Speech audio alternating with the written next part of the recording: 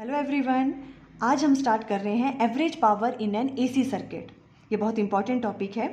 किसी AC circuit के लिए हम एवरेज पावर की वैल्यू कैसे फाइंड आउट करेंगे।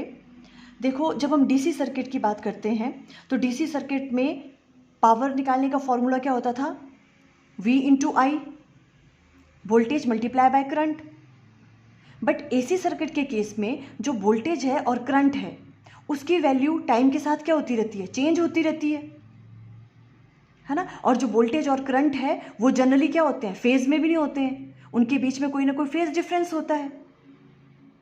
तो अब इस वाले केस में, एसी सर्किट के केस में हम क्या करते हैं, एक पर्टिकुलर इंस्टेंट की बात करते हैं कि उस इंस्टेंट पे वोल्टेज की वैल्यू कितनी है और करंट की वैल्यू कितनी है,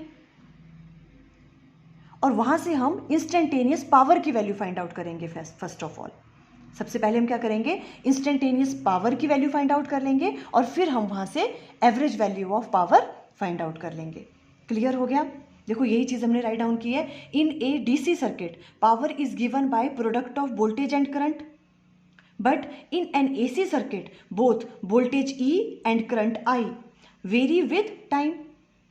टाइम के साथ वेरी करते रहते हैं वो, and are generally not in phase, और जनरली वो उनके बीच में कोई ना कोई फेज डिफरेंस रहता है। तो इस वजह से हम क्या करेंगे, एक पर्टिकुलर इंस्टेंट पे इंस्टेंटेनियस पावर की वैल्यू फाइंड आउट कर लेंगे first of all. So for an AC circuit be define instantaneous power. Clear है? ओके। फिर अब हम अज्यूम कर लेते हैं कि जो किसी इंस्टेंट पे वोल्टेज की वैल्यू कुछ है और करंट की वैल्यू भी हम कोई ना कोई ले लेते हैं। ठीक है, एक जनरल केस हम ले रहे हैं। Suppose in an AC circuit the voltage and current at any instant are given by, means मान लो किसी इंस्टेंट पे वोल्टेज की वैल्यू क्या है आपके पास? E nought sine omega t, और करंट की वैल्यू क्या है उस टाइम पे? I nought sine omega t minus 5। ठीक है, मीन इन दोनों के बीच में फेज डिफरेंस कितना है? 5 का, है ना। हमने ये अपनी तरफ से अज्यूम कर लिया कि मान लो किसी इंस्टेंट पे वोल्टेज की वैल्यू ये वाली है और करंट की वैल्यू ये वाली है। अब इस वाले केस में अगर हम देखें तो करंट क्या कर रहा है? लैग कर रहा है वोल्टेज से बाय द एंगल 5, है ना। या तो आप ऐसा कह सकते हो वोल्टेज लीड कर रही है करंट से बाय द एंगल 5, है ना। ये वाला केस मान लो हमने ले लिया कि एक किसी इंस्टेंट पे ई की वैल्यू ये है वोल्टेज की और करंट की वैल्यू ये है, और उनके बीच में फेज डिफरेंस कितना है? 5 का है। Where 5 is the phase angle by which the voltage E leads the current I. 5 angle से लीड कर रही है वोल्टेज। क्लियर हो गया यहाँ तक? ओके, यहाँ तक कोई प्रॉब्लम नहीं है ना। तो हमने क्या कहा, हम क्या फाइंड आउट करेंगे पहले? इंस्टेंटेनियस पावर की वैल्यू। तो देखो, the instantaneous power is given by P instantaneous. ये राइट डाउन करना जरूरी है। हम कौन सी पावर निकाल रहे हैं अभी? Instantaneous power. ई इंटू आई हो जाएगा, है ना। और ये वाली वैल्यू क्या होती थी? हमने आपको बताया पहले कि ई, ये वाली वैल्यू क्या होती है? इंस्टेंटेनियस वोल्टेज की और इंस्टेंटेनियस करंट की वैल्यू होती है। और ये ई नॉट और आई नॉट क्या है? Peak value of voltage and current. तो हम राइट डाउन कर सकते हैं यहाँ पे E into I, instantaneous voltage and instantaneous current. तो इनकी वैल्यू देखो क्या है? E nought sine omega t और आई की I nought sine omega t minus 5। इनको मल्टीप्लाई कर लेंगे। क्लियर हो रहा है? देखो इस तरह से, ये देखो आपके पास क्या किया हमने, E इक्वल टू है E nought sine omega t और आई की वैल्यू क्या है? I nought sine omega t minus 5। तो P इंस्टेंटेनियस क्या आ जाएगा? इन दोनों को मल्टीप्लाई कर लेंगे। E nought sine omega t multiply by I nought sine omega t minus 5। Clear? अब देखो, सिंपल मैथमेटिक्स है, कैसे करना है हमने इसको सॉल्व। इक्वल टू आ जाएगा यहाँ पे, देखो ई नॉट आई नॉट, ये हमने पहले राइट डाउन कर लिए। यहाँ क्या आ जाएगा? साइन ओमेगा टी, और यहाँ आ जाएगा sign omega t minus 5। Clear है यहाँ तक, है ना। उसके बाद देखो हम क्या राइट डाउन करेंगे,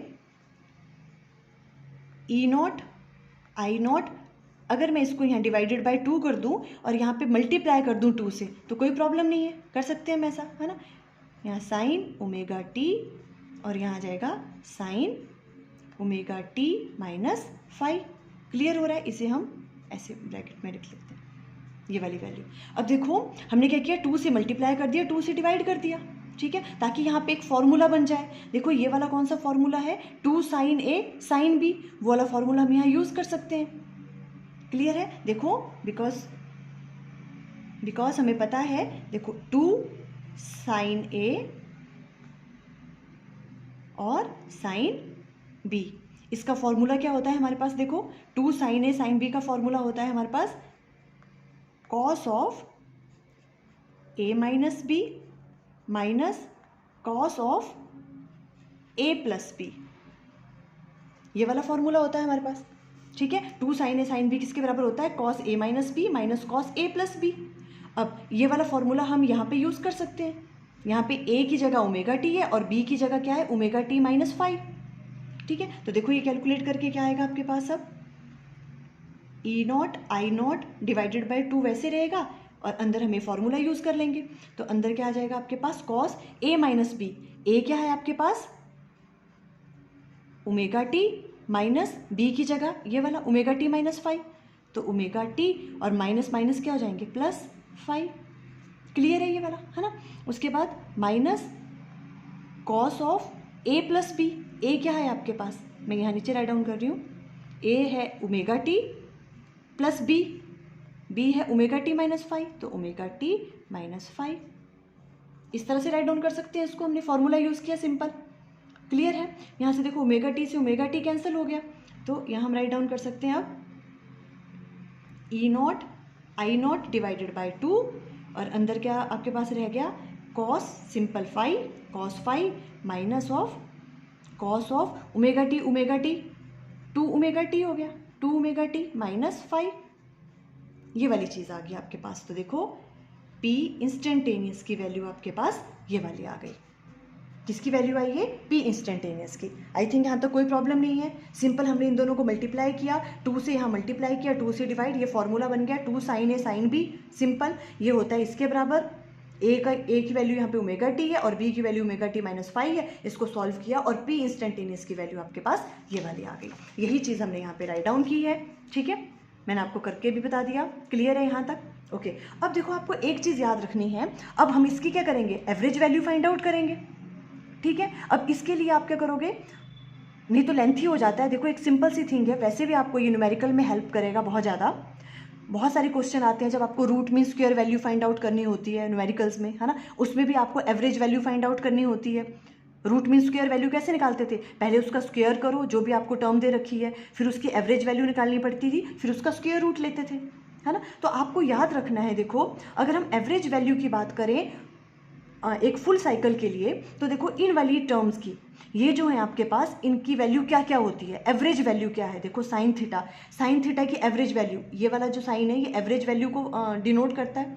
मीन्स साइन थीटा की जो एवरेज वैल्यू है over A cycle, over a full cycle, उसकी वैल्यू हमेशा 0 होती है। आपको ये याद रखना है, ठीक है। देखो ये वाला टेबल आप राइट डाउन कर लेना, नोट कर देना इस टेबल को, ये बहुत इंपॉर्टेंट है न्यूमेरिकल पॉइंट ऑफ व्यू से भी। साइन 2 थीटा की वैल्यू भी 0 होती है, एवरेज वैल्यू। कॉस थीटा की भी 0 होती है, कॉस 2 थीटा की वैल्यू भी 0 होती है। अगर ये मल्टीप्लाई में है साइन थीटा कॉस थीटा, तो उसकी एवरेज वैल्यू भी 0 होती है। आपको कैलकुलेट करने की जरूरत नहीं है एवरेज वैल्यू। क्लियर है। हम क्या करते थे, नहीं तो एवरेज वैल्यू कैसे कैलकुलेट करते थे, जो साइन फंक्शंस होते थे जो टाइम डिपेंडेंट होते थे, 0 से लेके जहाँ तक आपको करना है, मान लो फुल साइकिल के लिए करना है तो 0 to t इंटीग्रेट करते थे उसको dt के साथ, और डिवाइडेड कर देते थे हम किसके साथ, जितने टाइम के लिए आप कर रहे हो। तो वो कैलकुलेट करने की जरूरत नहीं है, कि स्टैंडर्ड वैल्यूज़ हैं, आपको याद रखनी है, ठीक है। और साइन थीटा कॉस थीटा की एवरेज वैल्यू भी 0 आएगी हमेशा। साइन स्क्वायर थीटा होगा उसकी वैल्यू 1/2 होती है, कॉस स्क्वायर थीटा की एवरेज वैल्यू 1/2 होती है। ये टेबल आपको लर्न कर लेना है। क्लियर हो गया, ओके। अब देखो, अब हमें निकालनी है यहाँ पे एवरेज वैल्यू। तो एवरेज वैल्यू इसकी P एवरेज निकालना है तो इसकी एवरेज वैल्यू निकालनी पड़ेगी, है ना। अब हम क्या कह रहे हैं, देखो ई नॉट और आई नॉट जो आपके पास पीक वैल्यू होती है, ये तो पीक वैल्यू ऐसे चलता है ना, पीक वैल्यू होती है करंट की, तो पीक वैल्यू तो क्या रहेगी, आई नॉट और ई नॉट की वैल्यू तो सेम ही रहेगी, है ना। ये तो चेंज नहीं करने वाली। तो इसका एवरेज भी क्या होगा, यही होगा। और कॉस फाई क्या है, फेज डिफरेंस है ई और आई के बीच में, वो भी चेंज नहीं करेगा, है ना। तो ये चीज़ तो वैसे ही रहेगी पी एवरेज में। और जब हम इसका एवरेज वैल्यू लेंगे इस वाली टर्म की, तो देखो cos 2 ओमेगा टी है, cos 2 थीटा, इसकी एवरेज किसके बराबर होती है, 0।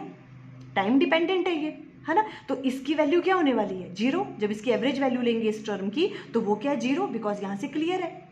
तो ये पूरी टर्म क्या हो जाएगी, 0 हो जाएगी। क्लियर हो गया यहाँ से। तो देखो अब हम पी एवरेज की वैल्यू निकालनी हमारे लिए इजी हो जाएगी।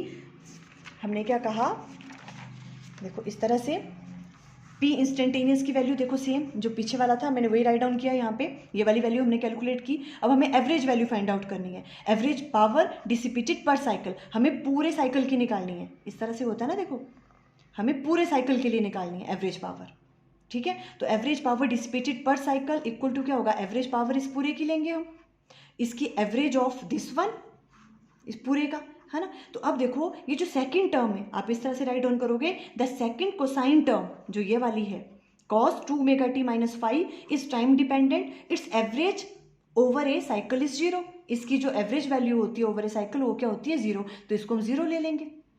क्लियर है। अब देखो अब हम p इंस्टेंटेनियस राइट डाउन नहीं करेंगे यहाँ पे, अब ये कौन सी वैल्यू होगी, एवरेज वैल्यू। तो अब p इंस्टेंटेनियस की जगह क्या राइट डाउन करेंगे, p एवरेज इक्वल टू किसके बराबर आ गया, E nought I nought divided by 2, simple क्या बच गया आपके पास cos 5, ये वाली वैल्यू, इसकी एवरेज वैल्यू तो 0 होती है cos 5, बस यही आपके पास फॉर्मूला आ गया, इजी। क्लियर हो गया आपको, ठीक है। ये वाली वैल्यू इसकी एवरेज वैल्यू क्या होती है 0, तो इसलिए हमने इसको 0 कंसिडर कर लिया। अब देखो p एवरेज इक्वल टू हम कैसे राइट डाउन कर सकते हैं इस 2 को, √2 कर सकते हैं, बिकॉज इसको मल्टीप्लाई करने के बाद भी क्या आ रहा है 2 ही आ रहा है। इसको ई नॉट डिवाइडेड बाई √2 यहाँ राइट डाउन कर लिया, और एक √2 को हमने यहाँ राइट डाउन कर लिया इंटू cos 5। और ई नॉट डिवाइडेड बाई √2 क्या होता था, रूट मीन स्क्वायर वैल्यू, याद है वो वाला टॉपिक। देखो ये सब चीज़ें अब आपको याद होनी चाहिए, ठीक है। ई नॉट डिवाइडेड बाय √2 इसके इसे हम राइट डाउन कर सकते हैं ERMS, और आई नॉट डिवाइडेड बाय √2 को IRMS cos 5, ये आ गया आपके पास average power of an AC circuit. इस तरह से कैलकुलेट करेंगे हम, बहुत ही सिंपल था। देखो कोई भी चीज़ नहीं, हमने क्या कहा कि हमें पहले इंस्टेंटेनियस पावर की वैल्यू फाइंड आउट करनी थी। हमने अज्यूम कर लिया कि ई की वैल्यू मान लो किसी इंस्टेंट पे ये है और आई की ये है, उनको मल्टीप्लाई किया, सिंपल फार्मूला यूज़ किया, ये वाली टर्म आ गई। हमने कहा इन वैल्यूज़ ये आपको वहाँ राइट डाउन करने की जरूरत नहीं है, अगर एग्जाम में आता है आपको सिर्फ ये याद रखना है ये वाली चीज़ें, ठीक है। तो हमने कहा जो सेकेंड टर्म है ये टाइम डिपेंडेंट है, कॉस वाली टर्म ये क्या है, इसकी जो एवरेज वैल्यू होती है वो 0 होती है, इसको 0 पुट कर दिया और ये वाली वैल्यू आपके पास आ गई। क्लियर है, ओके। अब देखो हमें average power associated with register, अभी आपके पास जनरल केस बन गया। अब हम क्या करेंगे, सिंपल 5 की वैल्यू देखेंगे किस किस में क्या क्या होती है। अगर हम एवरेज पावर की वैल्यू बात करें किसके केस में, सिर्फ रजिस्टर अगर उसके साथ ज्वाइन हुआ है सर्किट के साथ, है ना, कनेक्ट किया हुआ है अगर हमने, तो रजिस्टर के केस में 5 की वैल्यू क्या होती थी, फेज डिफरेंस 0 होता है ना। ये सब चीज़ें तो अब आपको पता है ना अच्छे से। 5 की वैल्यू क्या होती है 0, because there is no phase difference between E and I, ये फेज डिफरेंस ही तो है 5, तो 5 की वैल्यू 0 पुट कर देंगे यहाँ पे। Voltage and current are in same phase, so cos 5 की वैल्यू cos 0 किसके बराबर हो जाएगा, 5 की वैल्यू 0 है, cos 0 किसके बराबर होता है 1, तो 1 हो जाएगा। तो P एवरेज की वैल्यू क्या आ जाएगी उस केस में, ERMS IRMS multiply by 1, because cos 5 की वैल्यू 1 है। क्लियर, तो ERMS IRMS ये वाली वैल्यू आ गई P एवरेज की। IRMS को आप राइट डाउन कर सकते हो, देखो V इक्वल टू किसके बराबर होता है, IR के बराबर होता है ना। और I को राइट डाउन कर सकते हो आप V divided by R, means E divided by R, तो हमने वही राइट डाउन किया E डिवाइडेड बाय R, ऐसे भी राइट डाउन कर सकते हो, ठीक है, ये भी ठीक है, ऐसे भी राइट डाउन कर सकते हो। और यहाँ पे क्या हो गया, ERMS का स्क्वायर डिवाइडेड बाय R, ये P एवरेज निकल गया, एवरेज पावर किस केस में, रजिस्टर के केस में। क्लियर है, ओके। अब सेकंड करते हैं, average power associated with an inductor. अगर कोई सर्किट है जिसको हमने किससे किया हुआ है, इंडक्टर कनेक्ट किया हुआ है इसी सर्किट में, तो वहां पे क्या होता था फेज डिफरेंस π/2, है ना, π/2 का फेज डिफरेंस होता था करंट और वोल्टेज के बीच में। तो 5 की वैल्यू क्या होगी यहाँ पे, π/2। देखो इंडक्टर के केस में करंट क्या करता था, लैग करता था बाय द एंगल π/2 वोल्टेज से, है ना। तो 5 की वैल्यू π/2 आ जाएगी, तो P एवरेज की वैल्यू cos π/2 पुट करेंगे यहाँ पे, और cos π/2 cos 90 क्या होता है 0, तो 0, तो P एवरेज की वैल्यू क्या आ जाएगी 0 आ जाएगी। Average power consumed in an inductive circuit over A complete cycle is 0। तो देखो हम राइट डाउन कर सकते हैं, जो P एवरेज की वैल्यू है किसके केस में, इंडक्टर के केस में, वो क्या होती है 0 होती है, प्योर इंडक्टिव सर्किट के केस में। अगर हम अब प्योर कैपेसिटिव सर्किट की बात करें तो देखो उस वाले केस में क्या होता है, उसमें भी क्या होता था आपके पास, जो करंट है वो लीड करता था बाय द एंगल π/2, तो फेज डिफरेंस क्या है उस केस में π/2, तो वहां पर भी क्या हो जाएगा cos π/2 की वैल्यू 0, तो एवरेज पावर क्या आ जाएगी उस केस में भी 0। एवरेज पावर, उसके बाद हम फाइंड आउट करेंगे at resonance in LCR circuit. हमने LCR सर्किट में रेजोनेंस वाला केस लिया था, ठीक है। रेजोनेंस के केस में क्या कहा था हमने, XL की वैल्यू किसके बराबर हो जाती थी, XC के बराबर, और वो जो सर्किट है वो कैसा बन जाता था, प्योर रेजिस्टिव बन जाता था वो, है ना। तो प्योर रेजिस्टिव में क्या होता था, फाई की वैल्यू क्या होती थी, 0। सेम फेज में होते हैं वोल्टेज और करंट, तो उस केस में फाई की वैल्यू 0 होगी। किसका केस ले रहे हैं हम, LCR सर्किट में रेजोनेंस वाला केस ले रहे हैं वो, ठीक है। सो कॉस फाई की वैल्यू 1 हो जाएगी, और वहां पे पी एवरेज की वैल्यू क्या होगी, मैक्सिमम होगी, वहां 0 नहीं हो रही, बिकॉज कॉस 0 क्या होता है, 1, है ना। तो पी एवरेज की वैल्यू क्या आ जाएगी वहां पे, ERMS IRMS, और इसे हम राइट डाउन कर सकते हैं E डिवाइडेड बाय R। तो क्या आ जाएगी पी एवरेज की वैल्यू, ERMS का स्क्वायर डिवाइडेड बाय R। देखो ये भी काफ़ी इंपॉर्टेंट है, जब हमने रेजोनेंस वाला केस किया था, है ना, उस टाइम हमने पावर की वैल्यू, अभी हमने ये वाली डेरिवेशन की नहीं थी, तो आप वहाँ पर भी ये चीज़ पूछ सकते हैं, ठीक है। Average power at resonance in LCR circuit, तो ये वाली आप ऐसे राइट डाउन कर सकते हो।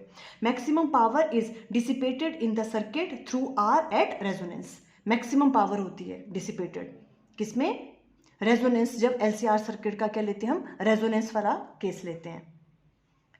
क्लियर हो गया। तो देखो आज हमने average power associated with an AC circuit के बारे में अंडरस्टैंड किया। आई थिंक आपको क्लियर हो गया। Okay, thank you.